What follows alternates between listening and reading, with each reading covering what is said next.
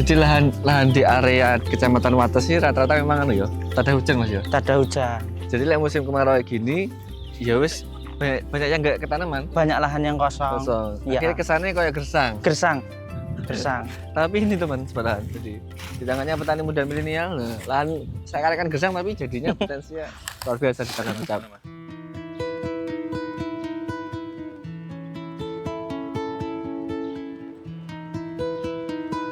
Halo sebelahan, kali ini kita berada di Kecamatan Wates, Kabupaten Blitar, tepatnya di Desa Tulungrejo, Kecamatan Wates. Kita akan belajar ke petani muda yang bisa memanfaatkan lahan yang ada hujan, tapi bisa produktif walaupun di musim kemarau.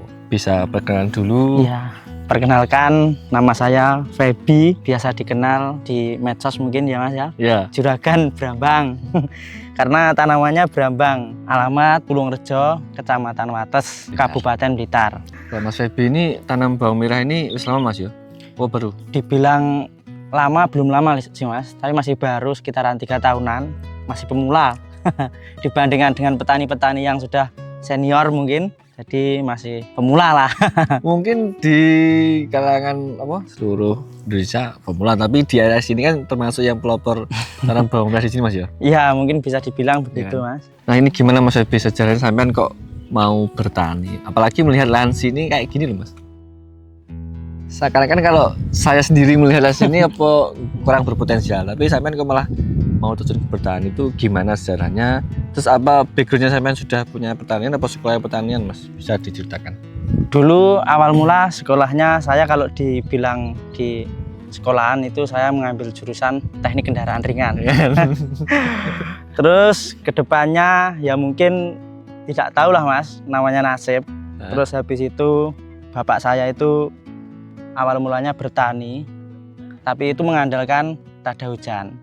Karena tak ada hujan kan 1 tahun sekali Mas ya. Saya pikir-pikir gimana caranya kita itu bisa menanam bawang setiap tahun, bahkan 1 tahun itu beberapa kali. Iya, itu gimana? Bisa gitu ya? Iya, sepanjang musim bisa itu gimana? Kan lahannya kayak gini Mas ya. Di sini dengan kondisi lahan yang sangat tidak ada air lah, tidak ada air, tidak ada kali, nggak ada pesawan Mas ya. Itu saya pikir-pikir yang katanya di sini itu digali sumur itu masih bisa, meskipun dalam. Biasanya kalau mungkin di daerah-daerah atau desa-desa lain kan kedalamannya nggak sampai 30 meteran Mas ya. Kalau di sini 75 meter. Gila bro, 75 meter itu 75 meter ya. Itu akhirnya saya nekat untuk menggali sumur dengan kedepannya belum tahu juga sih Mas ya. Ya, itu nekat. Habis itu alhamdulillah masih ada airnya. Terus saya coba untuk menanam bawang merah, akhirnya airnya mencukupi. Mungkin kalau orang tua kan sudah tahu prospeknya ya. Tentang budidaya bawang merah. Itu prospeknya gimana mungkin sudah tahu, maka mengizinkan lah Mas, bahasanya diizinkan. Kita tinggal mendalami dan memperluas lahan, memperluas pengalaman, bikin sumur. Satunya itu kalau di sini karena kedalamannya sangat dalam, itu kurang lebih sama tandanya 100 juta itu. 100 juta ya? Skosnya sebegitu banyak loh. Dan itu pun waktu itu belum tahu apakah ada sumbernya apa enggak ya? Belum tahu. Jadi berani spekulasi. Iya. Mental pengusaha. Kalau di sini kan sumbernya masih sedikit karena cuman beberapa orang aja yang mencoba. Mampu, ya. Terus nggak banyak. Habis itu berhasil bikin sumber. Langsung kita coba tanam bawang merah. Akhirnya dengan hasil yang maksimal sesuai harapan. Akhirnya kita tambah lahan lagi. Jadi total garapan berapa Mas sekarang? Total garapan 4 lokasi. Oh ini setengah hektar. Iya. Kan di sana 1 hektar itu semua. Berarti 1,5 hektar. Iya. Ya betul. Iya. Apa lebih? 1,5 hektar.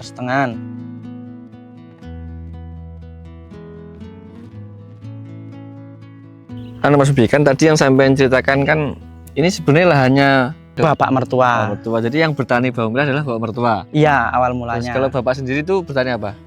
Tebu. Oh tebu. Iya. Luasnya? Luasnya kurang lebih 3 hektar. Gila boloi, tebu itu 3 hektar. Iya. Tapi kalau dari segi lahan, potensi lahan ini bagusnya apa sana? Bagus sana. Sebenarnya ya? Iya. Kalau di sana tanah asli tanah. Kalau di sini kan bebatuan. Dan ada sumber. Di sana pun malah lebih enak sumbernya daripada di sini. Itu loh. Tapi karena istilahnya yang bertani bawang merah adalah bapak mertua. Iya. Sampean mengawalnya juga di sini Di kan, sini. belajarnya di sini. Itu Tahu. ketika sampai terjun di bawang merah dan memperluas ekspansi memperluas tanamnya itu Iya. gimana? Apakah responnya support apa enggak support atau gimana Mas? Awal mulanya nggak support Mas, Gitu ya. karena takut dengan modal yang banyak, resiko yang besar. Tapi akhirnya dengan adanya pengalaman dari bapak mertua dan ada support dari bapak mertua itu, akhirnya orang tua juga ikut support juga. Oh. Iya. Ketika sampai terjun ke petani itu dulunya apa aktivitas sampean? Usahanya itu apa dulu? Dulu Sebelum ke petani? dulu sebelum mendalami di bidang pertanian, saya dulu kerjanya fotografer Mas. Fotografer. Ya itu sebelum menikah juga. Terus habis itu setelah menikah sama istri itu kayak gimana ya Mas? Bukannya dilarang, kasihan wirawiri kesana Jauh, kesana jauh. jauh. Dari sini kan termasuk kalau ke kota kan sangat jauh Mas. Jauh. Enggak tengah-tengah tapi Iya. pinggir segoro, bahasanya pinggir pantai. Iya. Jadi kalau mau ke kota jauh sekali. Sekali, ya. Kecuali tempatnya di tengah-tengah gitu nggak nemen-nemen Oke lah. bahasanya. Nah.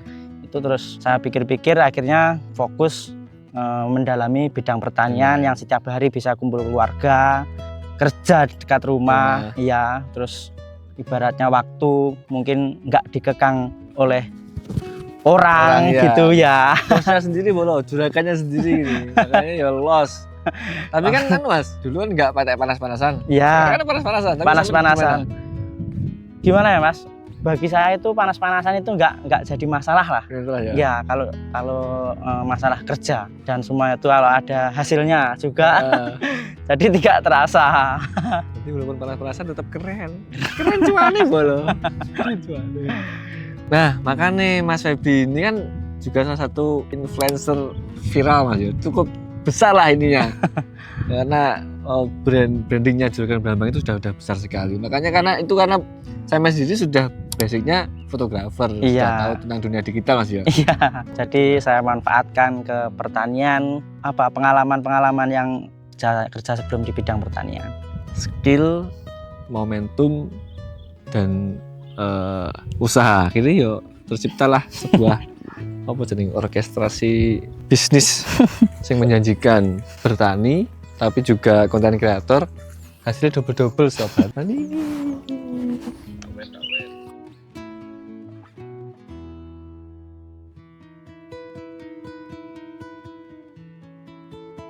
Oh ya Mas, kan tadi habis bikin sumur, biaya besar itu. Ya, Jadi berarti sampean langsung bikin sprinkler ini? enggak. Oh, gimana Mas? Jadi awal mula sumur jadi itu kan belum tahu sprinkle ya. Iya. Belum tahu cara kocor pakai sprinkle. Intinya belum tahu sama sekali. Itu saya kocornya menggunakan selang, Mas. Itu saya kasih gembor, itu saya kocor. Jadi sama jalan itu satu persatu. Jadi kayak ngono. Iya. Ngono wit loh ya. Iya. Terus itu berjalan berapa musim? Dua kali panen. Udah panen. Iya, sampai 2 kali tanam sampai panen. Terus habis itu saya pikir-pikir dan mungkin dapat pengalaman dari media sosial lah Mas. Iya. Media sosial kok enak pakai sprinkle. Saya coba. Akhirnya saya beli paralon.